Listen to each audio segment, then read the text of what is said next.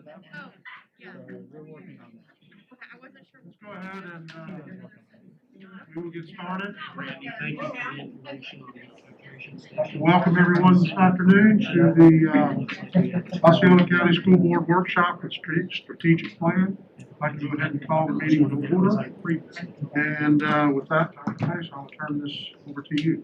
Thank you, Chairman Thacker and members of the board. Inside this room, you will see many of the stakeholders who play a critical role in the implementation of our strategic plan.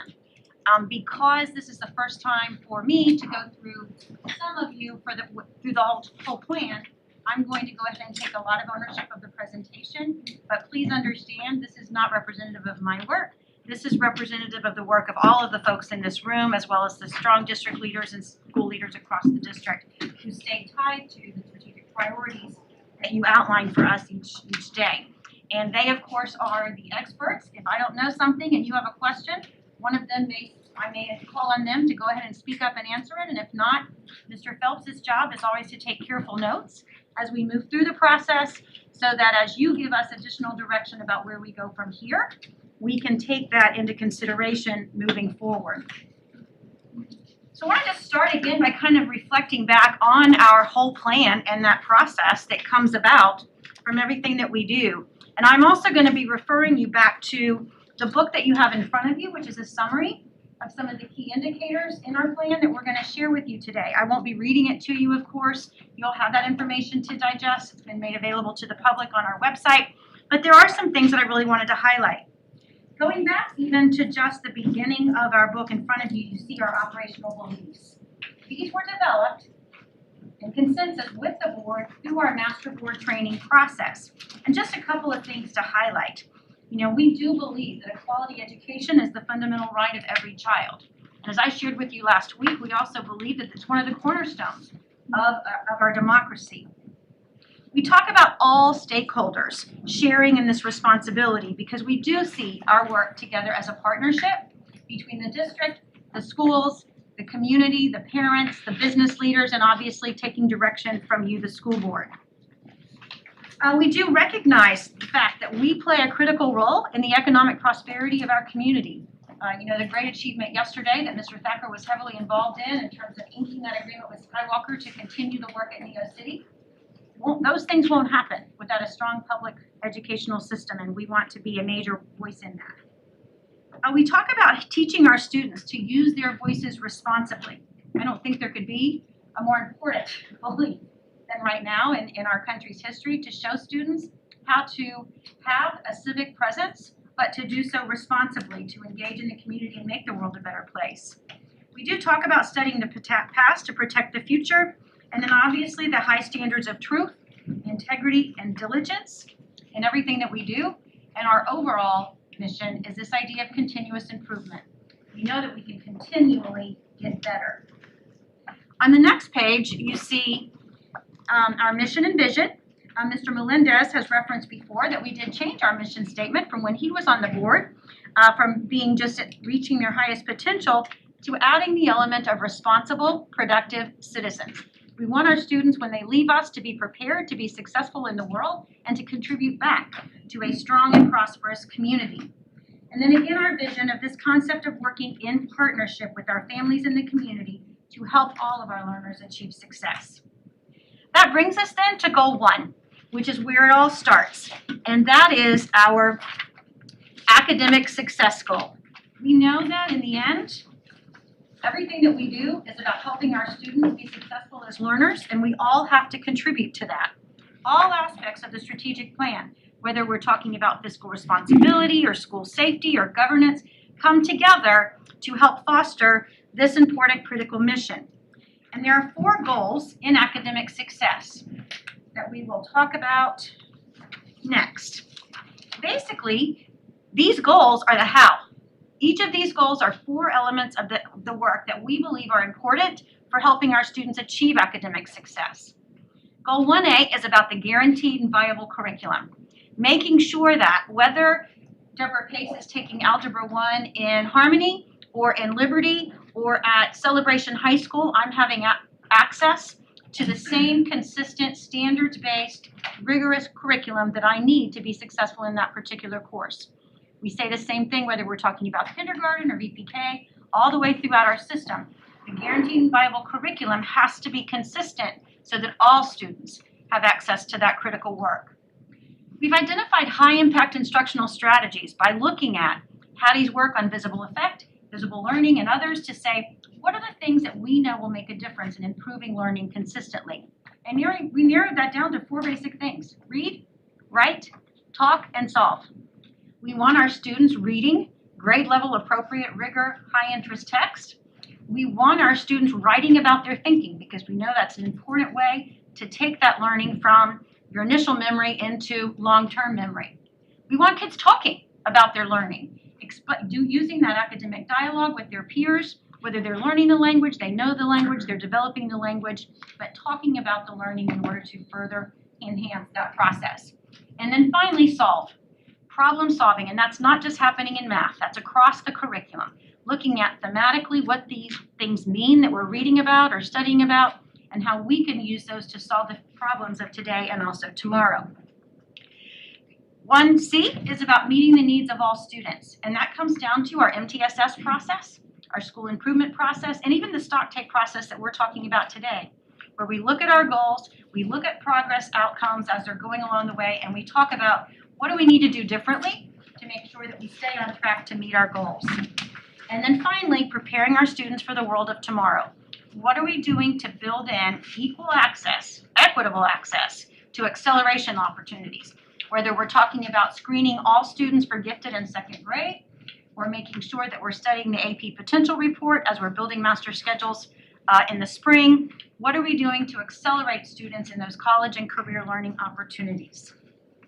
So I'll take you now into the book. If you look at strategy 1A in particular, you're going to see the specific activities under the strategy that talk about what are the things that we're doing to support it, and then some progress reports, progress points along the way.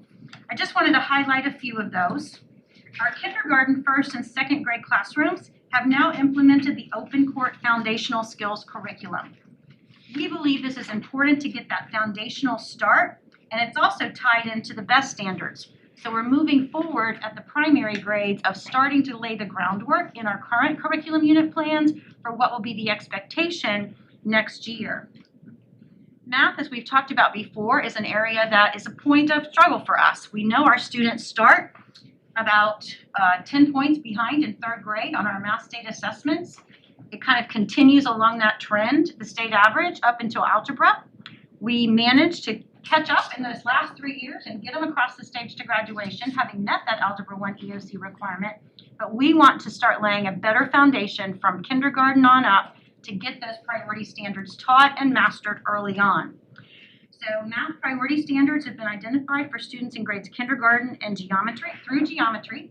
So all the way through our algebra and geometry classes, our coordinator, Andrea Juergens, has played a critical role in working with our district resource teachers and math coaches across the schools. The math coaches are getting professional development in those priority standards each month, just in time, so that they can then take that back to work with their teachers in their PLCs. Also have some good news to share. For our 2021 ELA retakes, we had a 51% pass rate of the 11th graders who earned the proficient scores. Remember, these are 10th graders last year who didn't get to take the FSA in the spring. In the past, 47% has been our progress mark in this particular grade when they tested in 9th grade. So we think we've made progress, even though there had been a gap between when they had face-to-face instruction or even digital instruction from March and April and May when they would have taken the assessments to this fall when we had the retakes. In addition, we had an Algebra 1 EOC first-time test takers pass rate of 51%. In 8th grade, that was 89%, 9th grade, 58%, and 10th grade, 30%. This isn't where we want it to be, but it's moving in the right direction. And again, remember, those students had not had access to that Algebra 1 curriculum since, other than through the digital environment in the spring, since the spring. And finally on this, I wanted to share with you on this page, a big goal for us over the course of Christmas break and coming into 2nd semester was that even though we were welcoming a lot of students back face-to-face, for instruction, we wanted to try to eliminate that simultaneous instruction where teachers were having to teach students sitting in front of them and students on the computer in the same class period at the same time.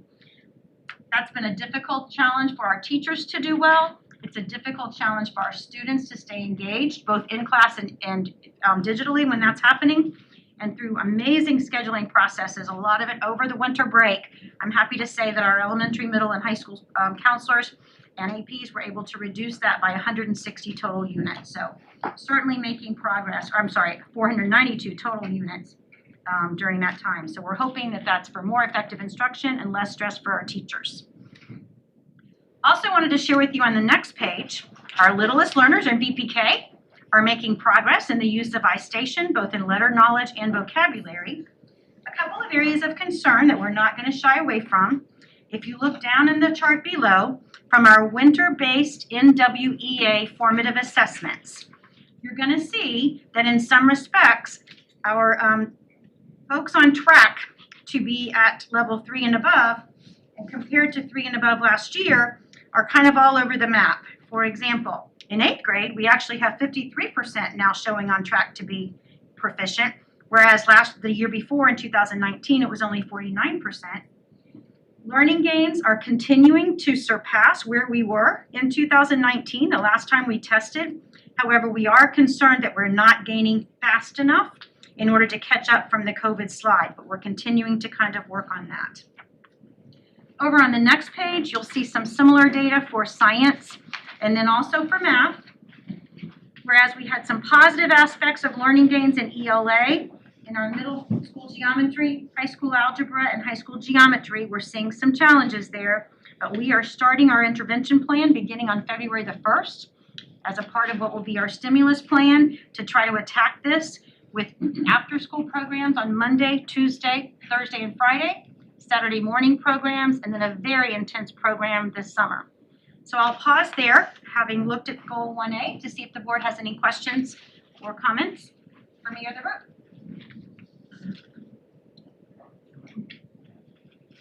I do have one, because, we kind of discussed it a little bit when we had our community get together.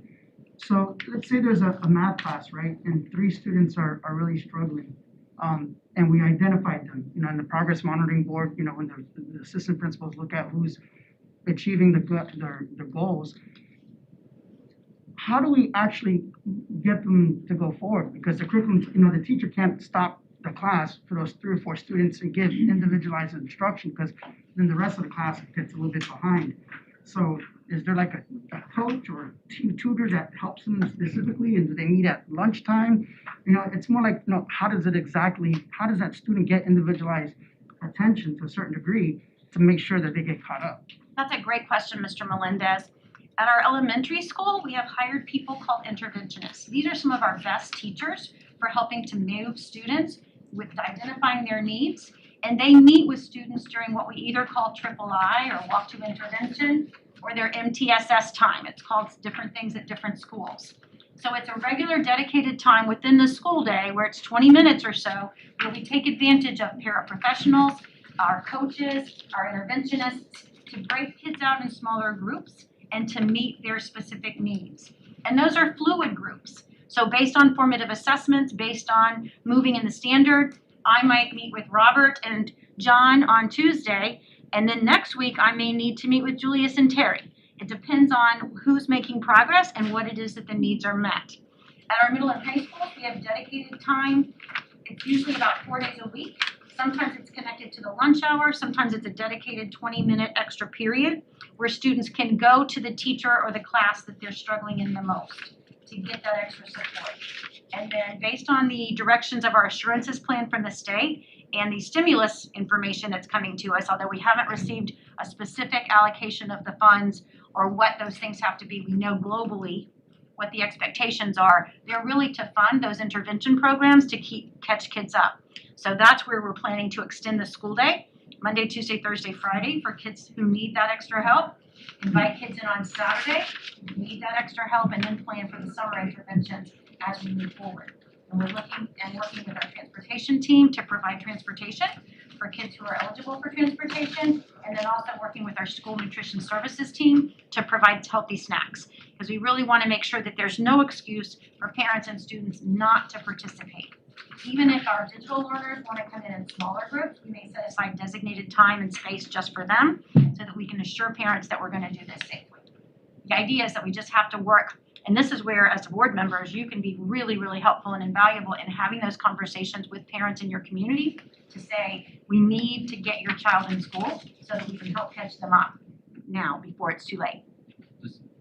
I can say for one, I have a daughter in AP Calculus. She's told me, I've got to get to steer. So this morning, the lights are on. I said, get your butt out of there and get to school early for those classes. And it's been helpful. Well, that was actually the perfect answer, because then the transportation issue, so we're even, like you said, the food, transportation, logistically, there's no reason why we can't give that student the attention they need to get them moving forward, so. I think you'll hear consistently as we talk this afternoon that it truly is a team effort, Mr. Melinda. And I appreciate that, Ms. Madison. That's it. What does that actual time frame look like when they're there on a Saturday, for example? We're gonna do 3 hours on, or is it 2 hours? 2 hours on Saturdays. We're giving the teacher an extra half an hour before and after so that they can plan and assess and give feedback on the work. But 2 hours of dedicated time based on what it is that they need. The middle and high school after school programs will also be 2 hours on Monday, Tuesday, Thursday, Friday. We're gonna do 1 hour for elementary school just because we know that their little brains are already are tired. I have a concern that, and I know we can't fix every problem, right? In speaking through these community events that we just recently had, one of my concerns is that a lot of these parents are going to look at it like, you know, we're working all day, Monday through Friday. Now I got to take my kid to school on Saturday. And in hearing this, I'm wondering if we can expand the program so that the parents are getting more than just the 2 hours of instruction to get them to actually participate. And I don't know what that would mean exactly, but I'm thinking that if it was, you know, like if you added some type of outside activity for these kids to be able to participate in so that they can make the effort to take them or to have them go and then come back, and that the kids aren't also dragging their feet. If you're gonna go to school on a Saturday for 2 hours, they're gonna be really excited, I'm sure, like your daughter would be, like my 5 kids would be. But, I think that maybe if there's something that can entice the kids to be happy about going, besides being better students. That's a critical part of our planning process, Mr. Arguello, is number one, what are incentives that would inspire the kids to come? I've challenged the schools to come up with ideas that also contribute to school culture. Because when kids take pride in their school and own the fact that they want to be an Eagle, or they want to be a Charger, or they want to be whatever, it does motivate them to come and to do more. So whether it's a school t-shirt, whether it's a lanyard, whether it's a water bottle, what other things would incentivize the kids to get there, we think is going to be a really critical part. I've also challenged our teaching and learning team to make sure that what we're doing after school and what we're doing on Saturday morning is not just more of the same. If it's drill and kill, nobody wants to come for that. So what are we going to do to make these lessons engaging while they're also providing the skill development that we need to get there? And one of the things that we haven't talked about, but that as you mentioned that, Mr. Arguello, it kind of started me thinking, which the team will be a little nervous about that. Are there things that if parents are coming, we can provide support for them, whether it's resume building, language development, those types of things. So I'll be looking at our parent education program to see if we want to look at building some of that into the program as well. English. A lot of us Spanish-speaking parents or grandparents that don't know English. The adults are there. They can teach them how to speak the language. So we'll take that to thought and I'll get back with you. Is that okay? Absolutely, thank you. All right. Questions? Yes, Dr. Pace, I'm looking at the mathematics goals. However, it's really a question about all of the games. Mm-hmm. So just so that I know that we're on the same page, it looks like high school algebra and geometry have only about 30% of the students having gains. Am I reading that correctly or not? Okay, in the initial, that was the first time test takers. Okay, that was the first time test takers. If you'll look over on the next page in the math chart, You'll see right now that our percentile above is low for high school algebra and geometry, ridiculously low. Yes. And we're working on that other than geometry. But if you'll look over at the next part in terms of projected growth, the students do appear to be exceeding their learning gains. Remember that when we started with our first time NWEA assessment in the fall, we recognized that our data trends were showing very much what the national trend is, and that students lost about 6 months of math during that spring and summer closure. Even though we had digital learning going on, it was for 3 hours a day rather than 7, and it just wasn't quite the same level of depth and engagement. So we're still working hard to catch up. The students are surpassing growth, but we've still got ways to go to catch up to reach proficiency. Okay, and so obviously that's where the intervention comes from and all of that. Based on these numbers, you just mentioned that we are on trend with the rest of the country. I'm assuming we're also on trend with the counties around us as well. We've not had an opportunity to compare that data yet. That's one of the things that we're working with NWEA to see. I don't know that we'll be able to get it by county, but I've at least asked to be able to compare our data to other districts using NWEA. And there are a lot of them across the state in terms of are we at least mirroring the state trends. I don't want us to be the outlier on the negative side. Right. Yeah, if you have that information, I'd love to, at some point take a look at it as well. Certainly, I'll bring that back to the board as soon as we can get it. Okay, thank you. Anything else about Goal 1A? You're good. All right, that moves us on to 1B, which is really about the strategies that we're working to engage students more deeply in the learning with read, write, talk, and solve. I'm not going to go through a lot of this information because most of it is based on work that we're doing with teachers as opposed to outcomes that we have for kids at this particular stage of the game. But I did want to share with you that our district resource teachers and our coaches in our schools, ESE, ELL, have been working hand in hand and side by side to really get into the classroom to provide that hands-on support. So as you can see, we've done side-by-side coaching 697 times in the first semester among this entire group. We've also had classrooms with modeling from the district resource teachers for 215 times, and that does not include the work that's happening with our literacy and math coaches in the classroom. But we really feel like that's the best way to keep continuing moving and improving practice in response to students' needs. If you'll look over at the next page, I mentioned this earlier about our district resource teachers providing previews of the upcoming standards, units, and assessments by grade level through our electronic PLCs. So we're looking at what's going on in our curriculum unit plans, our CUPs, what's coming up, and what are the concepts that may be more challenging for our teachers to help students understand. We're previewing that so that then they can go back at the school level and provide that support in their PLCs on a weekly basis. We're again continuing to try to embed the support of ELL and ESE along with our district resource teachers. And then finally, down at the bottom of there, the last bullet, I wanted to make sure that again we remind everybody that our digital engagement practices are ongoing, and you'll see more of that in Goal 2, where the work of our green shirts continues side by side to support teachers in implementing effective digital learning along the way. That's something that we started early on in our extended pre-planning, and we're continuing to work down that path. Questions about 1B?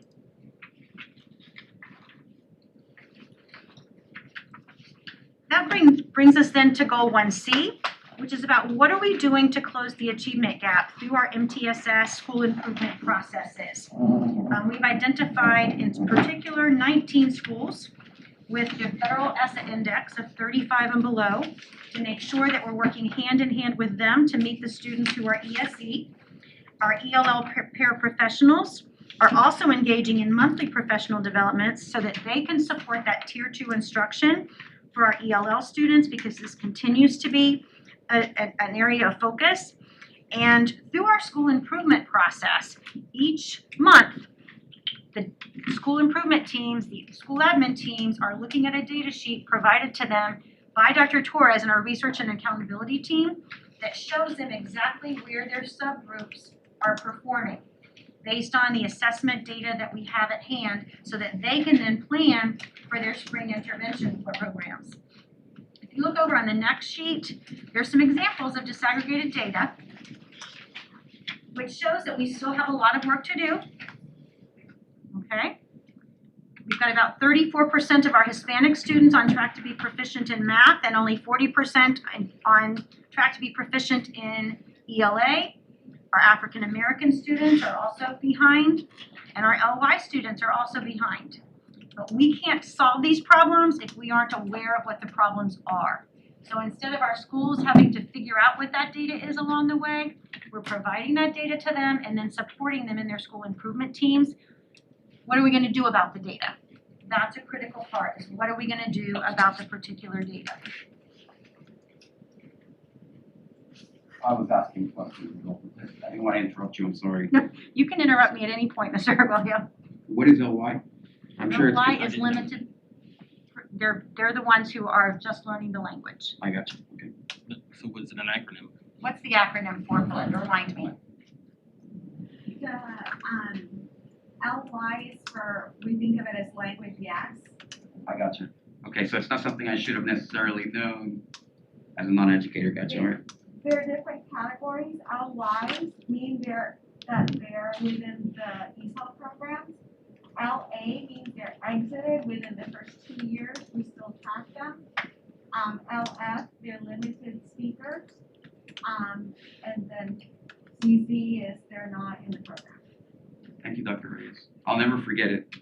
Thank you, Dr. Reyes. I couldn't remember what LY. I knew limited fluent was LF, It's but basically like a subcategorization of ESOL. So ESOL is too broad, so they're like, where in ESOL are they? Okay. correct. So LY is the initial stage where they're learning the language. LF is one step beyond, they're limited fluent. Then you have LA, which means they've exited the program because they've demonstrated their success in the language. ZZ is that they were never in the program. Okay? The test later for us too. Well, no, please don't hesitate to interrupt. You know, we talk a lot about the fact that we overuse acronyms in our Oh, business. my Lord, you have no And idea. we've worked hard as we work through preparation for this process to try to at least spell out acronyms the first time we use them. But that's one that we just use so, you know, Yeah. constantly that I didn't think about it. So again, don't hesitate to interrupt, okay? All right, and then over on the next page, you're starting to see strategy 1D, which is all about the support that we're providing to lead kids towards that college and career and life readiness, or preparing students for the world of tomorrow. Now, I will caution you with this particular data in that obviously last spring, our testing processes for acceleration were significantly limited by COVID and the school closure process. Advanced placement, international baccalaureate, and industry certification did not provide opportunities at that time for students to be able to test. They all had to kind of test independently at the time. IB didn't even offer an independent testing program. They just waived exams in the spring. So while some of the data looks encouraging, we are concerned that we know it's not representative of what a normal school year would be. So in particular, again, I would share with you that while our graduates for the number of diplomas that were registered in 2020 in Gateway and Celebration went down, Celebration's more significantly than Gateway, the number of students successfully passing the diploma also went down. Those students lacked the opportunity to demonstrate proficiency on IB exams and were really on their own to complete their CAS projects and turn all of those things in. So we feel like we're in good shape there moving forward. You can also see some highlights down at the bottom with Avid. Our research and accountability program did an outstanding program evaluation on Avid. And we know that it is a strong determinant in terms of correlation for minority students, students who come from low socioeconomic environments to improve outcomes down the road, whether we look at third grade retention or third grade success in terms of meeting proficiency on ELA to move forward, whether we talk about acceleration opportunities in middle school, or in the end, the ultimate outcome is graduation that we're aiming for.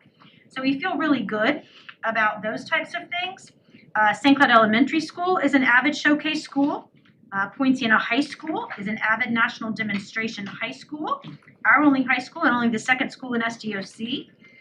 We've offered the virtual venture to Valencia for 7th grade students, and we're also learning more about post-secondary options.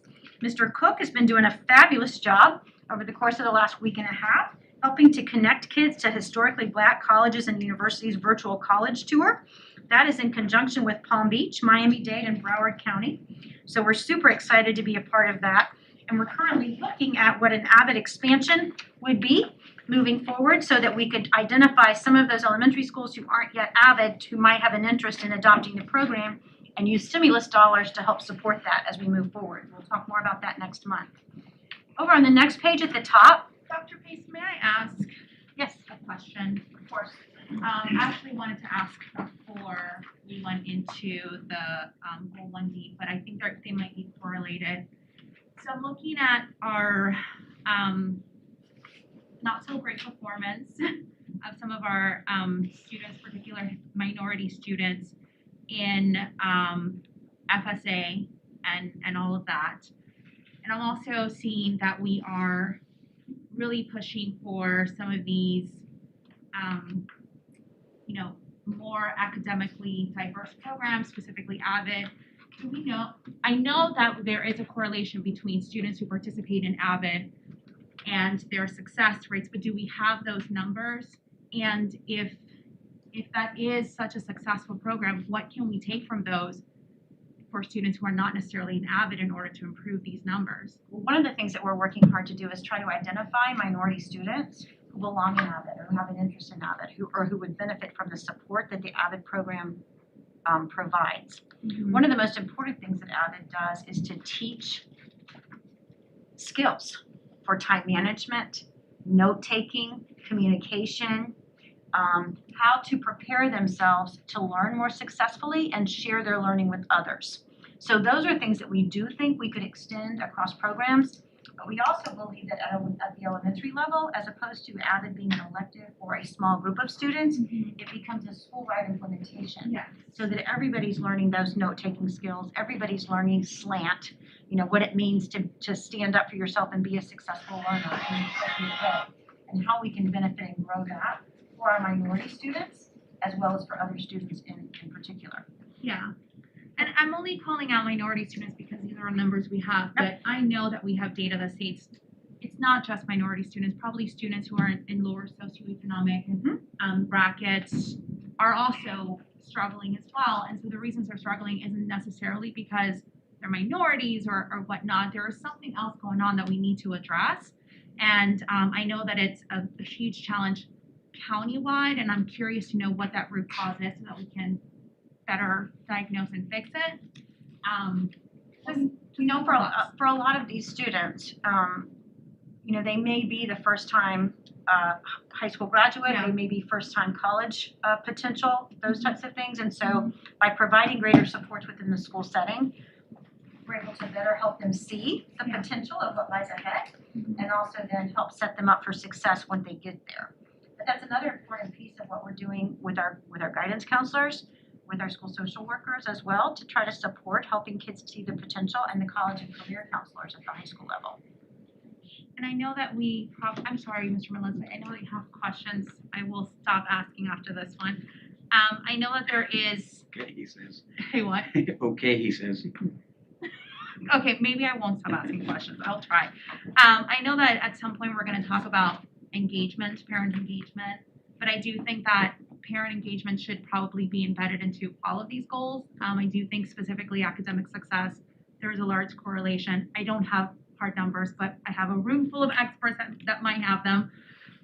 Correlation between parent engagement and success rates. How do we get our parents more involved so that we don't have to separate parent engagement? It should be part of our culture, and I'm very passionate about that. I've been talking about it for 2 years, and I really want to see that embedded into all of our strategic goals. Well, and I think that's where the connectedness of the goals within the strategic plan really come into play. So that when we're doing this work together, we don't look at community engagement as something separate. Right. We believe it's all a part of the work. And this is where the board helps to define the work by establishing what are the priorities in the strategic plan, but it takes all of those components to reach the overall mission and vision. So, again, that's connectedness between the mission statement of inspiring all of our learners to be responsible, productive citizens, but our vision in terms of doing it in partnership with parents, with the community. So I think that's what I was hoping that we see at the end of this today, that there is a connectedness that goes throughout this. Great, thank you so much. Alright, Mr. Melendez, do you have a No, question? the part that I wanted to add on was something that you had mentioned with Avid, because my son has Avid at Parton Solomon, but it was like what Dr. Pay said, it was a school-wide implementation, and not all the teachers have been through the program, because it's like a train the trainer thing. So, so it's kind of hard to evaluate the full effectiveness of Avid until all the teachers have been trained in it. So I'd be curious to know, like on a school-by-school level, how, you know what I'm trying to say, like, before I fully evaluate how good or effective Avid is, I need to make sure that all the teachers are trained and the schools are. So I guess later on, can staff provide us like a map of all the districts, you know, and say, okay, which schools, what level of training have been completed for the Avid program? What we typically do with an Avid expansion is number one, you want to have the principal in, you know, all in, because they have to support this work. Number two, does the staff have interest in doing that? And then you start it at a grade level. So you may start it with fifth grade, or you may start it with fourth grade and then roll up, so that it spreads throughout. So that's where you get your national demonstration schools. It takes about 3 to 4 years for a full effective implementation. But yeah, we'll be happy to give you a breakdown of which schools are Avid and what percentage of the staff has been trained. Right, you know what I'm saying, just so that way we have a fair evaluation of it, 'cause I don't wanna say Avid's not working, and they're only like in year 2 of their implementation, so I have to allow the process to work its way out to completion before we fairly or neutrally, you know, evaluate the effectiveness. Correct. On the next page, we do have some additional data about last year's acceleration results.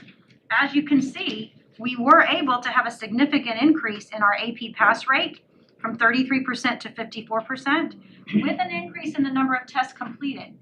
However, again, I caution you, these were not your traditional 3-hour AP exams taken at they were an hour and a half, taken independently at home, and it was up to the student to make sure that the student registered and actually completed the exam. And there were some challenges with technology. This was the first time College Board had offered anything like this. So for example, I know several of the music appreciation students from OXA struggled to complete the test because they kept getting kicked out of the system at no fault of their own. So, you know, while this data is important for us to look at and to study and to reflect on, we also know that there were some challenges there.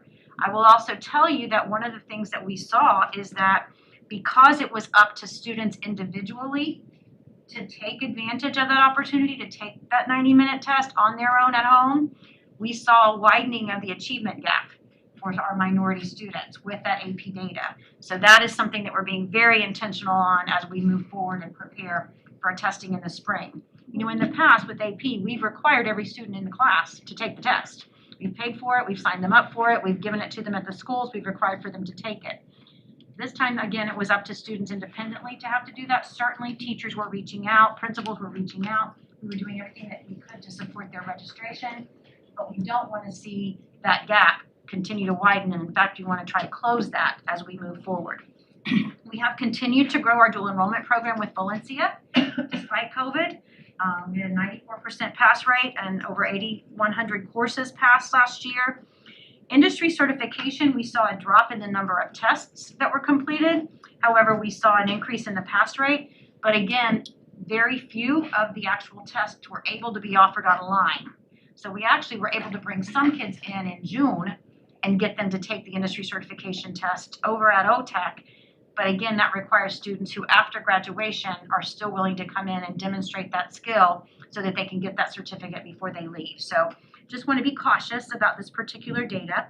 We are still continuing to see positive trends in our dual enrollment and 8A diplomas.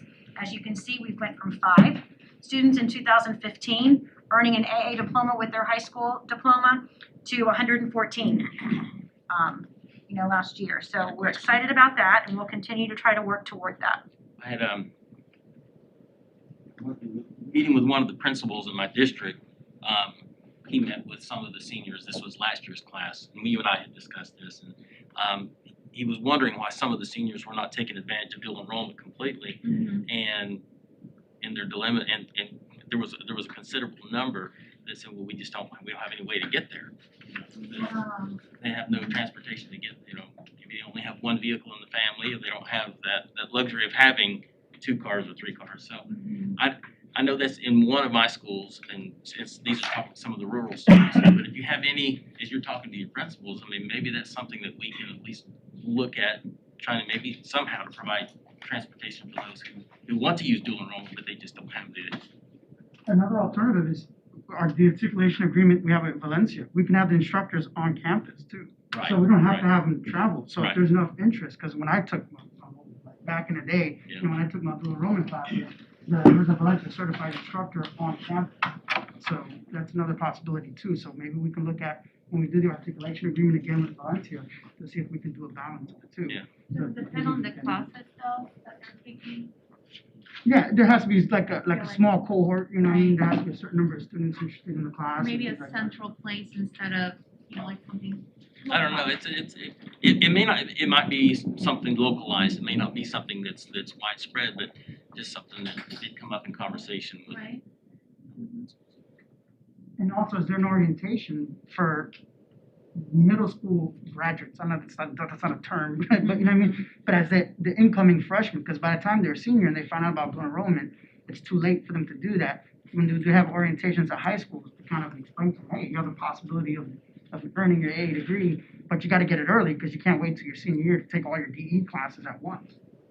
One of the things that we're looking at and that we'll be talking to the board about once we actually get a stimulus allocation is in terms of one of the things that we think we could do to support your goals and our students would be to expand our implementation of Excello. You know, Zello is the college counseling kind of career tracking system that we implemented this past year instead of Naviance, and it starts in grades 9 through 12. There is a product that's available 6 through 12 so that students start taking career inventories, interest inventories early on, even in 6th grade, and potentially we're looking at could we start having those conversations even as young as elementary school to say, hey, what do you want to be when you grow up? And so that we could start having conversations on a regular, consistent basis, and it could follow with the kid through their school trajectory, K through 12, so that teachers could see as they get their class list in 4th grade, I could see where, well, Jane really thinks she wants to be a teacher, and, you know, Mike wants to be a farmer. And so what are some conversations that we could have or things that we could point them to read that would help them kind of have a focus? Not that we want to pigeonhole kids, because, you know, I've shared with you before, I didn't know what I wanted to be when I grew up. You know, when I went to college and had no idea that I would be a teacher or eventually a superintendent. So people change, but what are the things that you need to do now to start thinking about how you might prepare? And so that you're not at the end of the game kind of figuring that out. Other questions about these things? Wanted to spend a little bit of time highlighting graduation. As you know, we've celebrated the fact that our graduation rate has continued to move up, and I've asked Dr. Torres to share some specific information, kind of broken down in more disaggregated form of the overall graduation piece. But I wanted to just make sure that while this is the ultimate outcome for our K-12 journey, we really see it as only the beginning of a student's life journey. We know now that 90% of jobs in our economy require at least a high school diploma, and many of them, the majority of them, require some form of post-secondary study. It doesn't have to be college or university. Is it a technical school? Is it a certificate program? What additional skills can we provide to make sure that our students are successful? And we do see that while our high schools are the last leg of that relay race, it really starts in BPK. So these are conversations that we're having with all of our principals, all of our counselors, along the way to help make that happen. Osceola County, again this week, had the highest unemployment rate in the state. That's been consistent since COVID started. So we're also taking it a step further and trying to help provide some shorter retraining programs for adults in our community. But are these then programs that we want to start extending to students through a dual enrollment process with OTEC? So some different things that we're thinking about there. But I'm going to turn it over now to Leah to talk a little bit about the highlights of graduation. Do you want me to touch the board to move on or go through it? Sure. So we received the graduation rates, and we, my department helps schools track the graduation rate and track to see what students are on and off, and then we are also responsible for any final graduation rate to see if we've been able to contact everybody and know who's in our cohort of students. And so overall, this is our graduation rate, and you'll see that most of the schools were able to go up this year. Main Street is one of our charter schools, and it is an alternative school. And so that is, the students that school or could be behind, and with COVID, that could be one of the reasons why they had such a huge drop. Those are already at-risk students who we know who are at risk to graduate and really need that face-to-face and that constant interaction. Osceola High School's English language learners graduation rate increased by 20%. Again, that is our LY students, as we talked about earlier. They had a huge increase that year at that high school. St. Cloud High School's free and reduced lunch students graduation rate increased by 4.6%. St. Cloud High School students with disabilities rate increased by 12.4%. And Osceola High School's graduation rate overall increased by 5.1%. I can do it for you. Okay, you just give me the sign. This is how we compare to other districts around the state. As you'll notice, our graduation rate went up by 0.7%. The state's graduation rate is at 90% straight without any decimals after it. And we are about in the middle in comparison to the rest of the Central Florida counties, with us being higher than Orange and Hillsborough, but not quite being as high as Pinellas and Lake and Indian River. But that will give you an overview of how we compare, especially to Central Florida, which is always, how are we doing across the state, but how are we doing overall with the rest of our neighbors. And this is our trend over the last 10 years. It is incredible to see that we've gone up almost 15% over the last 10 years in Osceola County, going from 76%, which is almost 24% of our kids not graduating, to less than 10% of our students not graduating. And just the work that the schools have put into it with programs and with tracking students and with seeing at-risk students over the years. And this is us in comparison to the charter schools that are included in our grade and included in our graduation rate. And we separate it out so we can see how our schools that are District 1 are doing in comparison to the charters as well. And as you'll notice that overall we're at 90.7%, but our SDOC schools are at 93.8%, and that our charter schools are at 65.6%. But overall, it's an increase over the last 3 years. And that 65 includes the Main Street. It does. That had the issue. I will share with you, Mr. Arza is here. He works very carefully with Main Street and Edison Learning. Since graduation rates were first released, I've had 2 separate meetings with Mr. Edison and Mr. Jackson and Edison Learning. I've also met at the school, and we met again today.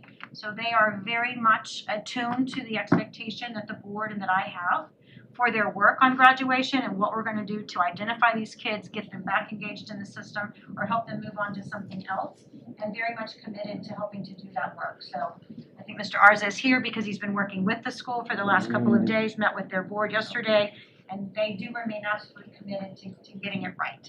And we are committed to supporting them in that effort. Other questions? So they're factored in the calculation for our district grades. They're factored into this. Yes. Yes. So we're doing stellar. They're not quite as stellar, but they're gonna get better. okay. But now the thing is though, That dropped our total district by almost 2%. That's what I'm trying to tap dance around that, but it's what I'm saying though, it's a little misleading though. If Main Street wasn't in there and the other charters were there, the other charters would be performing at the same much higher, level. yeah. But Main Street is a dropout prevention program essentially. These are kids that didn't want to go to school, so we're going to lose them anyway. So we're trying to capture them. So that's what's bringing. It's a kind of a, and it's not a misleader for the district. I mean, the number is what it is. I mean, it's a true number, but just take that into consideration. One of them is a dropout prevention program, which is Main Street, and these are kids that we got to try to do whatever we can to keep them in school. I would only share, as a point of reflection, with all due respect, that Zenith is also a dropout prevention program. And while their graduation went down, it was still at 63%. And they know that that's not acceptable. So again, Main Street has indicated every indication that they're committed to working with us, and we're committed to working with them to get better. I'm assuming all the other districts have some kind of drop-off prevention programs too. Can you go back two pages?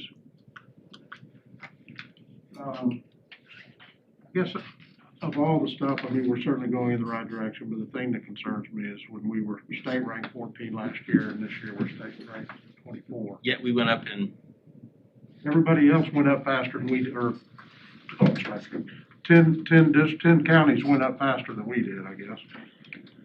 Keep in mind that if we did not have Main Street and Zenith in this particular, or our charters in this calculation, we would have been at 93.8, which would have put us above Indian River and only below Seminole and somewhere between 4 and 9. I'm not making excuses. No, but I've got to assume that these guys have some charter schools in there too, though.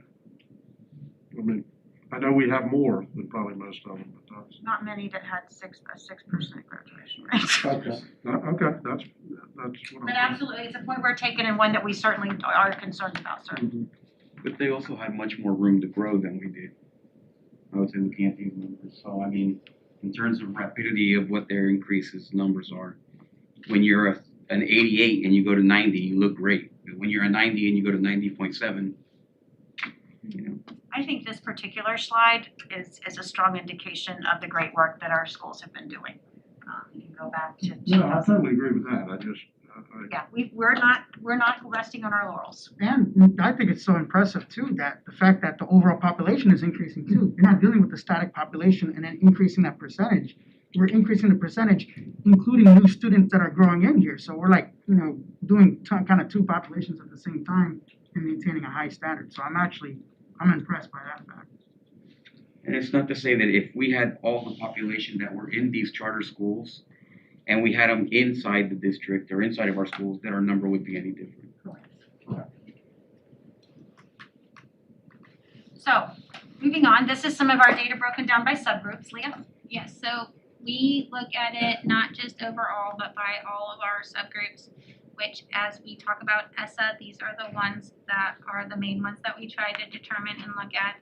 So you will see that district without charter or disabled were at 88.4%. Our ELL population was at 93.9%. FRL stands for free and reduced lunch, which was at 92.4%. Our white population was at 93.7%, and that does not include Hispanic. Hispanic is a separate subcategory according to the state of Florida. So our Hispanic students were at 93.8%, and our Black African American students were at 92.7%, and then those who indicated 2 or more races were at 96.5%. So we broke it down with the district without charter, with charter, including Main Street, and then how we compare to the state. So you will notice that our district-run schools are above the state by our subgroups. I did want to remind the board again, however, that in 2020, the FSA requirement, Algebra 1 EOC requirement for seniors was waived. So we did have some of our students, particularly our ELL Hispanic students, who may have been able to get past that FSA EOC requirement. That will not be the case going into 2021. But I will tell you that I felt really good about the path that we were on. Because last spring, we had committed to doing a school day ACT, particularly for our ELL seniors who had not yet met that graduation requirement, with an intensive preparation camp taught by our ECSs in those particular schools.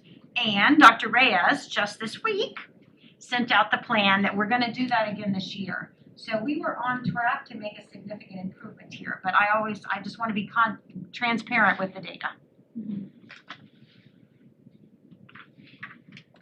And then this is our district subgroup over our trends over the last 5 years. With that, we saw an increase with our ELL and a slight decrease with our free and reduced lunch and our students with disabilities as well. But again, keep in mind that for the last 6 weeks or quarter of the students, seniors, that they were off campus, and that could be a struggle if you're having food issues and you're unsure about your socioeconomic status. That could have been a barrier that we won't see next year and an indication of the drop. And again, our SWD students, face-to-face is very important and a very good way to make sure they have their accommodations.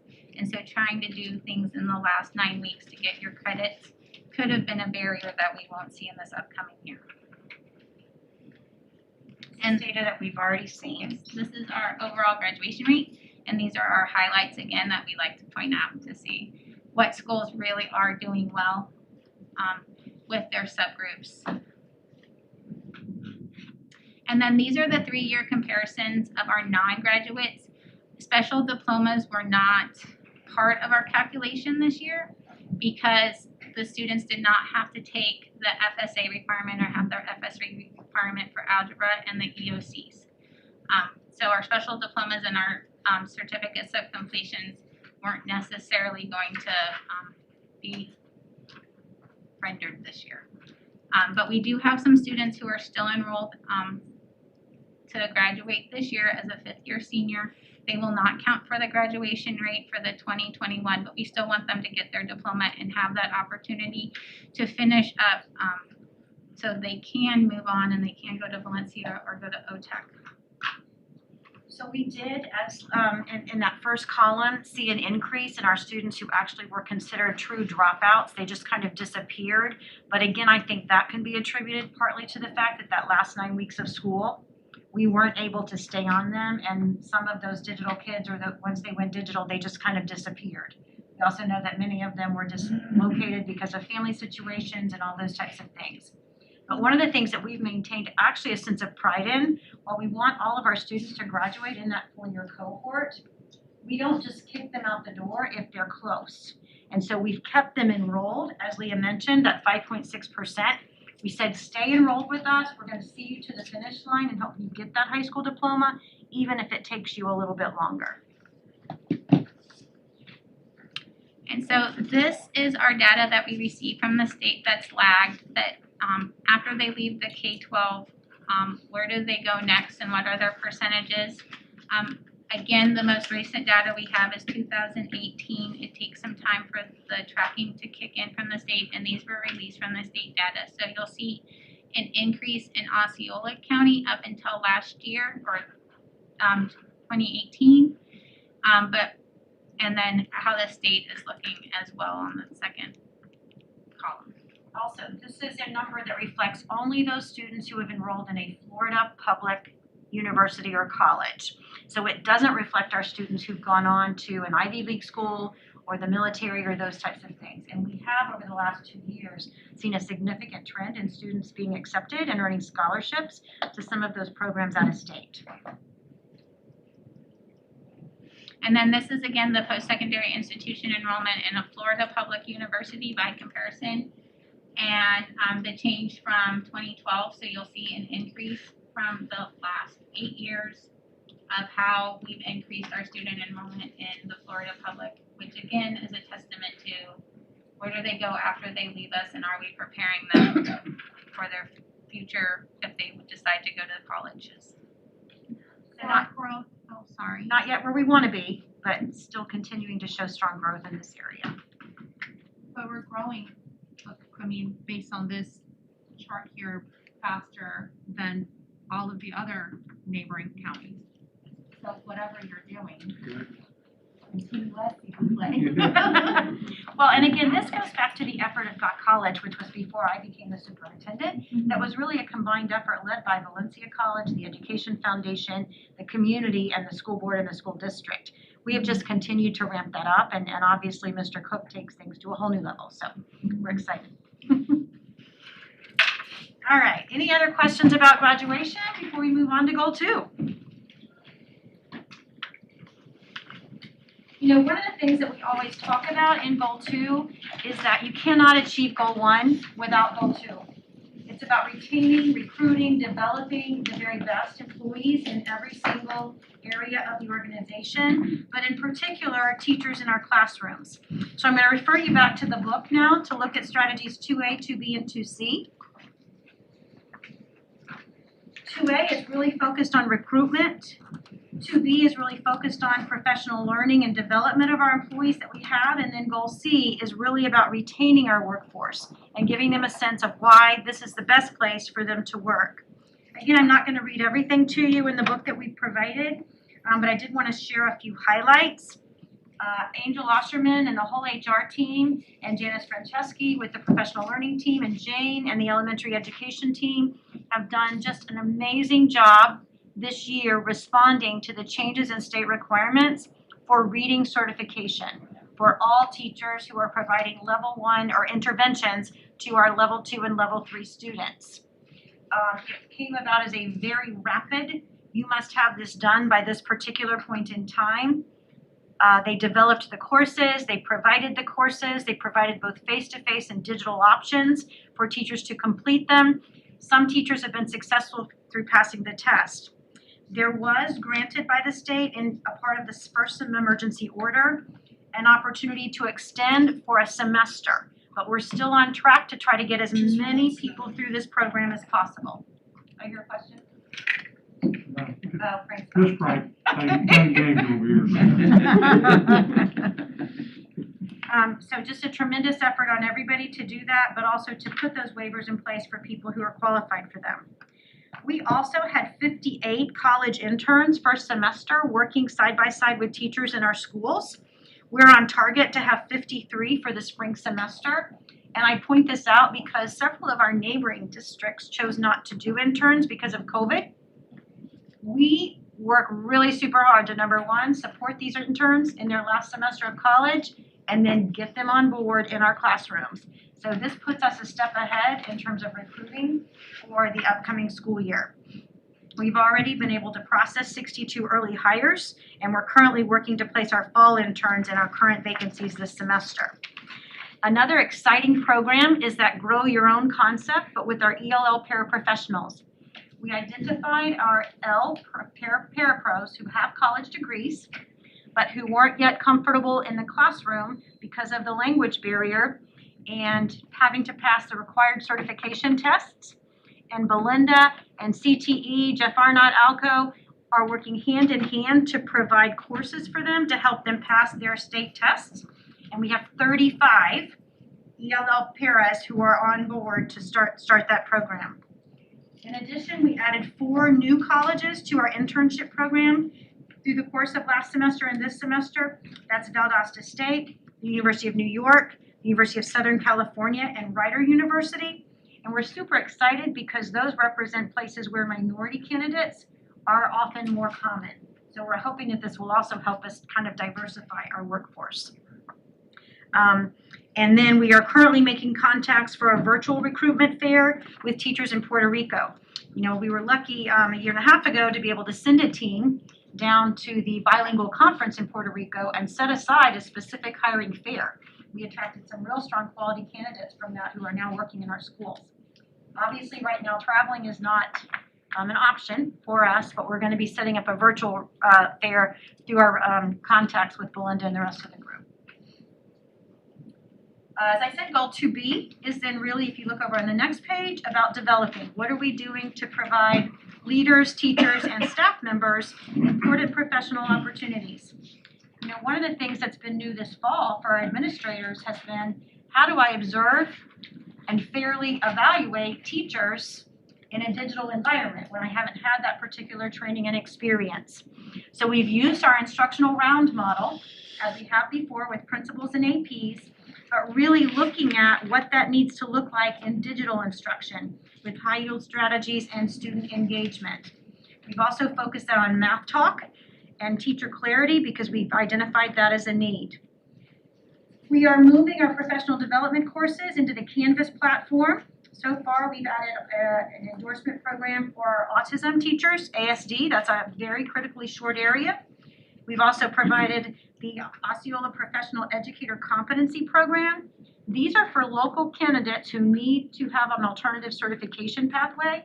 Rather than have to pay for that through a college or university program, we've been approved to offer our own in-house OPEC program, and we currently have 41 participants in that particular program.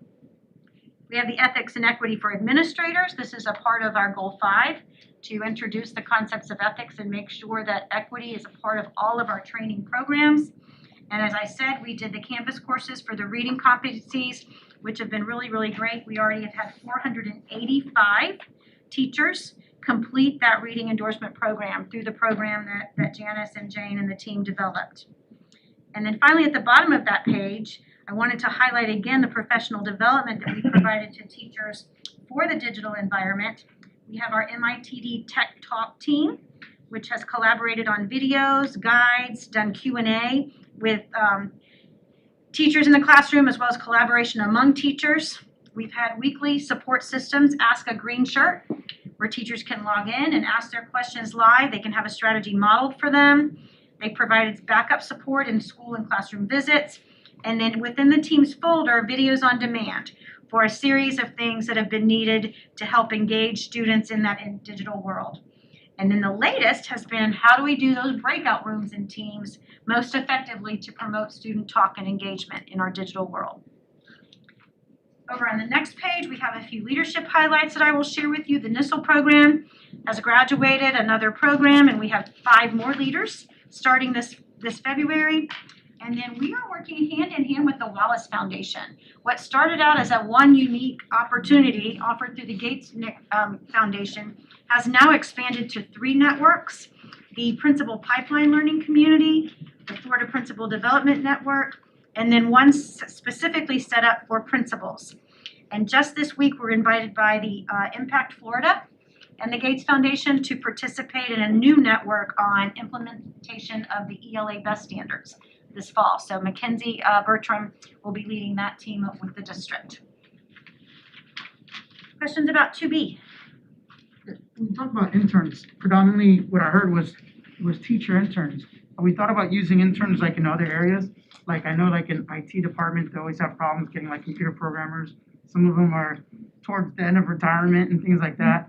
And so I know Valencia College and UCF has a phenomenal, programming, I'm looking at him right now, rather than asking the rest of the Go ahead. I'm looking at Peter right So now. we do use interns in our computer support area. So we have a pipeline from OTech into computer support, and then those folks eventually end up at our schools and become techs, for example, or go off onto some other endeavor. But so we have that pipeline going. We've not approached the programming side of it yet, but we are doing the computer support side. And we've been doing that for quite a while. And it's very successful. Yeah, and we don't always have to retain them. Just, hey, it's exposing the students and we pick the best that we want out of them. And the other thing too is I went to Valencia myself and I took a couple classes and I used the Canvas platform. Are we using, you talk about Canvas for professional development. Are we thinking about using maybe Canvas for the students, digital learning? Sometimes when I go to teams, it's not really as organized as Canvas. Canvas is like, hey, here's your calendar, here's your agenda items. I just found it easier to navigate when I took online classes using the Canvas platform as opposed to just looking at Teams. Our career and technical education teachers are using Canvas already instead of Teams, and also the teachers at Neo City Academy use Canvas. Pete, do you want to talk about where it goes from there? And those students in those CT programs are also using Canvas. They have local accounts for that. We are expanding that slowly over this year to expand it out to the rest of the district. So that will become our true LMS in the district for our students as well as staff. And the cost is probably about the same, right? Because you got to pay like a license fee per student for Microsoft. You got to pay it also for Canvas. There is some comparability there, although it's different. The Teams platform we will continue to use even within Canvas as the video delivery platform for content. So we're still going to do that. Canvas has decided to use Teams, Microsoft Teams, as their default for that.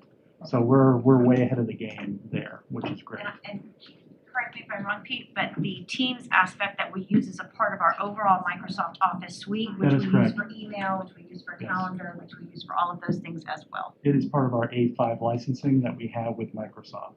So it comes as part of that product. So they're complementary. So that That's correct. So if the teacher wants to extrapolate data from Canvas and analyze it in Teams, they're able to do that. We had a leg up in the spring because in the past we've been using Teams quite a bit before the pandemic hit.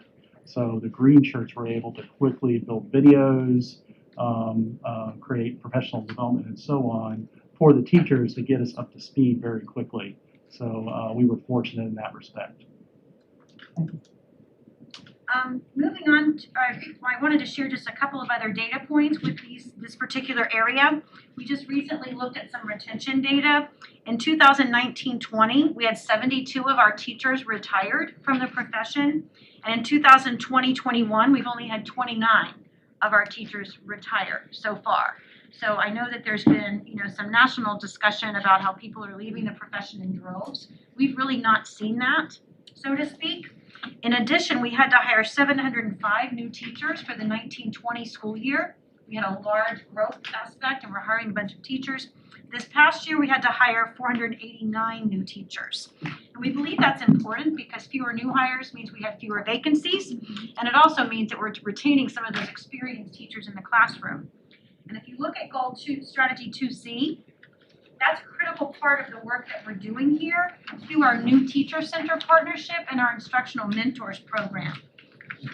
So, for example, with the new Teacher Center, we are now at a place where we are building capacity with the Train the Trainer model. This started out with a federal grant that was not renewed in the fall. However, we've been able to maintain it this year, and it's something that I hope the board will consider to retain with our stimulus dollars moving forward, because it's been highly effective in, number one, enhancing district capacity to provide critical coaching and support and effective instructional strategies that we will then be able to continue. We have 2 lead mentors who this year will complete their new Teacher Center presenter certification and be able to fully use the tools to continue to train instructional mentors and coaches, as well as our NELPs, which is what we call our new educator leads, right, in our schools. So our instructional mentors are particularly working in our 19 highest need schools based on student data and also teacher retention data. They've been able to retain about 90% of the teachers within district schools. And of that 90%, 80% stayed at the high need schools. So it's really helping to slow down that turnover that you sometimes see in a high need school. And this year, we're currently mentoring 364 teachers within those schools with 35 mentors. So you can see that it's a huge responsibility. The mentors teach half a day and mentor half a day. So there is that cost of lost FTE. We do provide also a stipend for them, but the gains have definitely been worth it, at least from our professional view. You had mentioned at one of our meetings that some of the parents, because of COVID, are holding back our first year kids, just, our kindergartners not going. Are you anticipating an uptick next year and a wave of students that will be coming in? It is likely that we're going to see a wave. We've been having some success, as I shared with the board a week or so ago. We were able to add a digital VPK option this semester. So we're bringing some kids in who were not doing any kind of learning to help them prepare for kindergarten. But we do think we can see quite a few come in more on top of that in kindergarten that have never been in school before. The next question really for this goal is on this slide. It's not in your book, but it really is one that we want to be more intentional about moving forward as a part of our equity strategy in Goal 5. Do our students see adults who look like them in their classrooms? That really is an important feature of their success. We need those important role models, and if not, what are we doing about it? So I think as you've heard, just a few things that we're highlighting in terms of trying to help our ELL paraprofessionals advance into classroom instructional responsibilities, recruiting at other schools that have stronger minority candidates, looking at virtual recruitment in Puerto Rico, and we remain committed to doing our best to try to tap in through our operational and leadership pipelines to people who reflect the demographics of our community and the demographics of our classrooms moving forward in a more intentional way. Dr. Pace, I would like to say that, my son's in the 4th grade now, and he had his first male teacher, and he was kind of excited about that. Not that the other ones aren't there as well, but it was like, there's guy teachers, you know what I mean? And so I think we need to kind of break that stereotype too. I mean, yes, our females are our lead. They're always going to be the tip of the spear in education. It's going to be that forever. But when we talk about look like them in the classroom, I think men are the ones that are struggling the most academically anyway, to be honest, if we broke down the stats. So having male role models and recruiting some of them to be teachers and letting them know that there's not a negative stereotype, that just because you're a male and you're a teacher, that's not like a degradation of the profession. I mean, look at all the wonderful administrators we have here that were teachers before. So I just think breaking that stigma needs to be a component of that strategic plan. I mean, I'm just one board member, I'm the rest of the No, board. we absolutely are. No man, I Julia. think, I thought it is embedded into representation, right? It's not just, yeah. So I think it is, but that to mention it, right, so that the community knows this is definitely part of what we are striving for. Any other questions or suggestions? Okay. About talent management? Mhm. Of course I have questions. I left the room for a little bit, so you may have already addressed this, but I see that we are doing recruitment in several different areas. Well, first, the bigger question is, how are our teachers who are coming into the profession from a non-traditional path performing? I always ask this question, and I'm always curious to know, what's the retention rate? How long are they staying with us? Do we see that as being a viable investment possibly in recruiting? Remember, I'm an alternative certified teacher, Yes. and I stuck around for a while.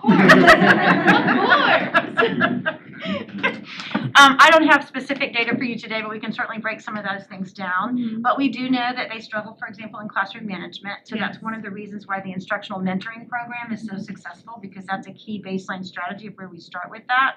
We've also strengthened our new teacher academy in the summer, even though we had to do one day of it digitally. And that's another place where we start to introduce them. But I would call your attention on the page before under 2B, where the Osceola Professional Educator Competency Program. If you remember, this is something that was just approved by the state this year for us to add in-house, so that they aren't having to go outside to a college or university program to get those important courses. And by doing it in-house, we, number one, have an assurance of the quality, and it can be in-time response to what it is they need. Obviously, there's a curriculum that we follow, but it also then gives them an opportunity, if they're struggling with something in that particular cohort of classes, to talk to a peer who's experiencing the same thing, to talk to our resident experts on how we can help them, and we can provide follow-up support. So I'm really excited about helping that to continue. I will tell you that with the continued decline in enrollment in education programs at the college and university level, this is going to be the way of work. So we have to figure out how to do it well. Yeah, that was the other question that I had that I forgot to ask, but I did want to ask, was about, I do see that you are partnering with different schools and whatnot, but if the enrollment rate isn't there for that talent, we really do have to focus more on those alternative education career folks, I guess. And just how do we retain them and maybe recruit them even. Right. So okay. Anything else? No, not for me. All right, we're doing great on time because it always goes a little faster towards the end. Academic success takes the longest. That brings us to fiscal responsibility, our goal, which is really about assuring that we align our resources to the priorities of the board and that we are providing assurances to our community that we are making good stewardship of their taxpayer dollars. A lot of our efforts in this particular goal have been ways to see where we can find either alternative ways to raise money or how we can save money in particular, because we know that we don't have a whole lot we can do to influence our per student funding. And this is an analogy that someone shared with me that I've shared with others in the past, and it really comes down to this. In the end, we can do anything we want to do, but we can't do everything. And a wise mentor once said to me, show me your budget, show me your master schedule, or show me your calendar, and I'll tell you what you value. So this is where this goal becomes so important into showing our community what it is that we value, what do we believe is important, and how are we going to accomplish that with the limited resources that we have. So going back to the book on strategy 3A is about operational efficiencies. How do we evaluate and improve current processes to improve our operational efficiency? This has taken several different approaches over the last 5 years. We've looked at software redundancies and eliminated almost $1 million in software programs that weren't getting the ROI, either in terms of utilization or productivity in determining outcomes.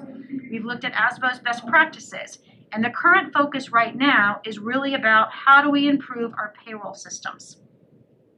Number one, it's bottom line, you gotta pay people on time. We don't ever wanna miss a payroll run. But what we found was that the amount of time that was being spent processing payroll and the amount of paper that was involved in processing paper really had slowed down the work in so many other respects, and in many cases was still lagging in terms of response of when somebody leaves the organization or somebody goes on leave.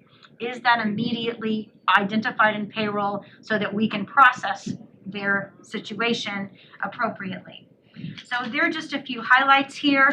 The overall goal is to get to a place where we are providing semi-monthly payroll payment in arrears. Now, we can't get there this year, at least I mean, we could if you told me to, but it would be very, very painful in that situation because currently people are paid up front for some money, and so they're constantly catching up until you get about halfway through the school year.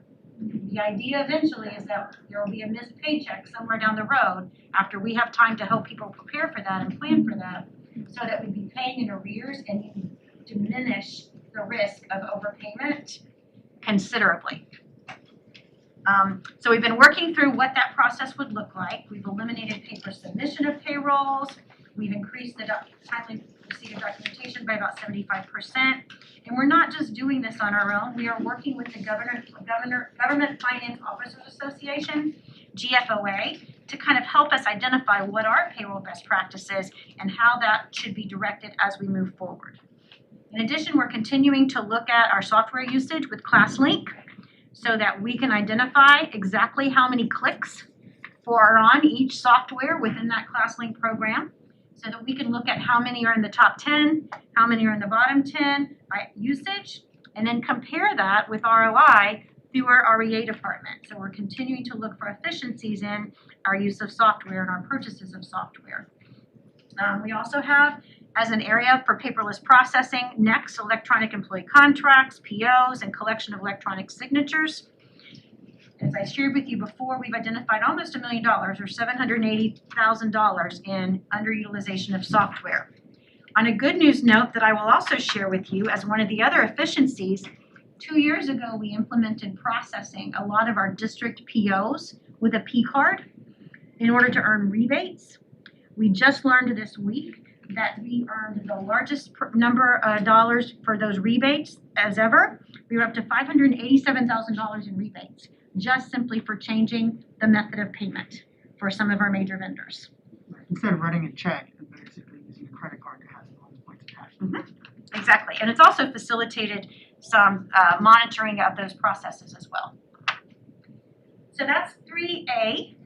3B is really about energy conservation.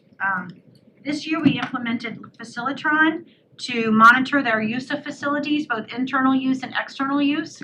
That's allowed us to tighten controls of when HVAC is running at its highest level, when it's not. We've reduced energy consumption by setting up real-time data monitoring on those KUA accounts. We're processing everything through Energy Manager. Water is another area where we have reduced leaking and mapped our water meter locations. And we've changed our solid waste providers in the city of Kissimmee to create about a 25 to 40% cost reduction. And we're renegotiating our contracts with the city of St. Cloud. They want to continue to provide that service, but are willing to adjust their rates to a more competitive price for the waste reduction.